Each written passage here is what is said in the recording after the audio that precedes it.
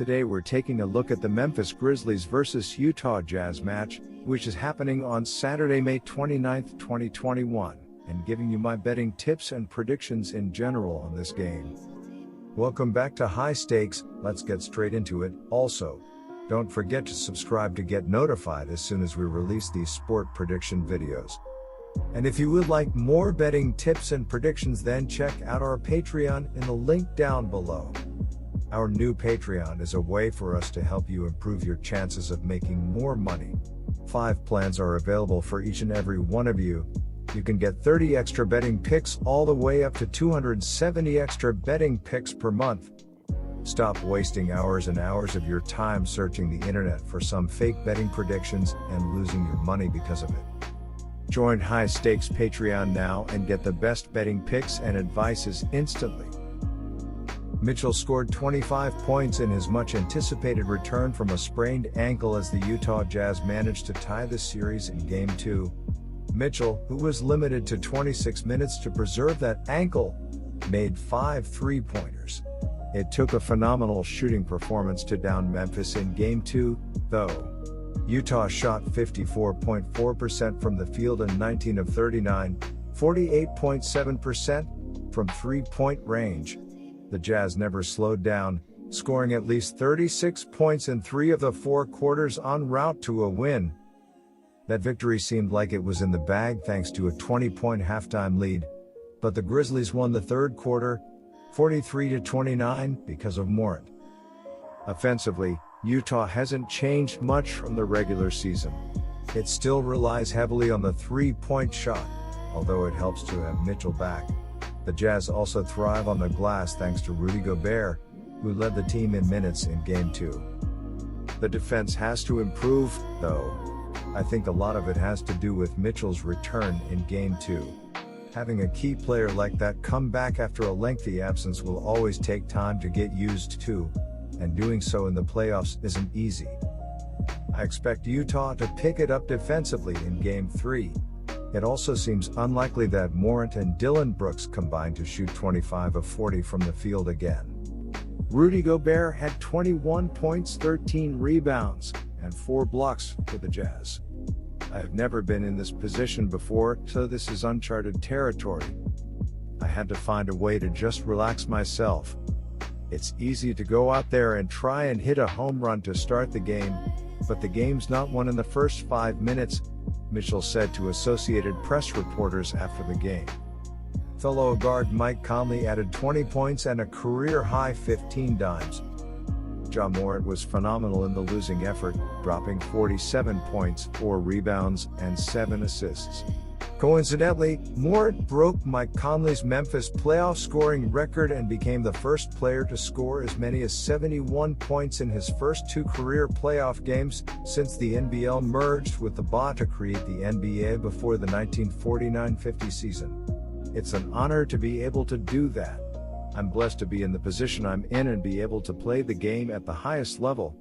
With that comes the second pattern: everything goes through Morant. In terms of regression to the mean, the Jazz's defense stands out. It simply has to get better. I refuse to believe the regular season was some mirage that they suddenly have to win shootouts. Otherwise, they're in trouble against some of these talented defenses in the Western Conference. Morant is 2 of 8 from three-point range through 2 games, but he's shooting 55.3% from the field. As he did against the Warriors, he's having his way in terms of getting in the paint. Utah was such a fantastic defensive team during the regular season, so its inability to contain Morant has been a disappointment. The Grizzlies did a great job of shocking the world with an impressive upset in Game 1, but the Jazz were able to get the job done in Game 2 and they just looked so much more dangerous with Mitchell back in the lineup. Morant did all he could to carry the team on Wednesday, but he's going to need more support from others like Brooks and Valanciunas. It mostly speaks to Morant's greatness, though. His 47 points in Game 2 were spectacular, as he single-handedly kept the Grizzlies in that game. The 21-year-old is going to have to keep up his stellar play to keep Memphis' season alive. The Memphis Grizzlies are a team that is scrappy, young, and they don't quit. The Utah Jazz know they will have their hands full, as they learned in Game 1. They will not be caught off guard here in Game 3 in Memphis. The big difference is the return of Donovan Mitchell.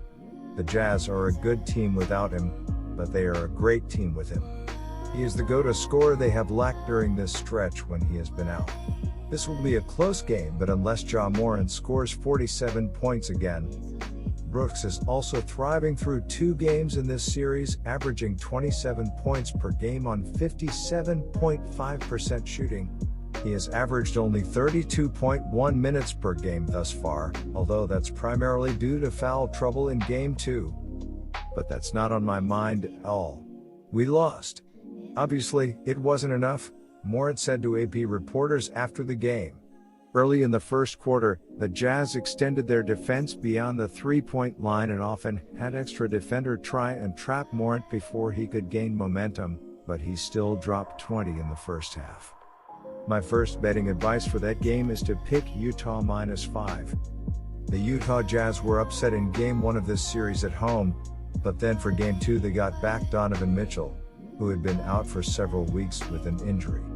There may have been some question among fans if Mitchell was truly 100% or if he was being rushed back early out of desperation. The Utah Jazz will be feeling much better after they were able to square up the series with a 141-129 win in Game 2 on Wednesday. Donovan Mitchell returned to the starting lineup to lead the team with 25 points. Rudy Gobert added 21 points with 13 rebounds and 4 blocks, while Mike Conley steered the offense with 20 points and 15 assists. As a team, the Jazz shot a healthy 54% from the field and 19 of 39 from the three-point line as they set the tone with 36 points in the first quarter, before pouring in another 38 points in the second quarter to lead by as many as 22 points. However, it wasn't all smooth sailing as they had to rally in the fourth quarter to pull away for the crucial win. But Mitchell answered that question on Wednesday as he looked very good in his first game back, leading the Jazz to a 141-129 win. The Jazz shot a blistering 55% from the floor and drained 19 three-pointers. Mitchell led the Jazz with 25 points and 5 three-pointers, vintage Mitchell. Rudy Gobert had 21 points and 13 rebounds, while Mike Conley had 20 points and 15 assists. Overall, 7 Jazz players were in double figures. The Grizzlies shocked the Jazz in Game 1, and even though they lost Game 2 Wednesday in Utah, they played very well against one of the league's best defensive teams.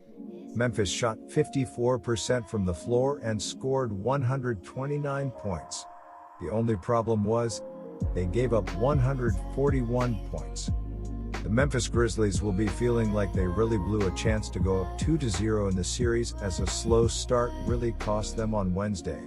Ja Morant led the team with 47 points and 7 assists on 15 of 26 shooting. Dillon Brooks added 23 points on 10 of 14 shooting, while Jonas Valanciunas chipped in with 18 points.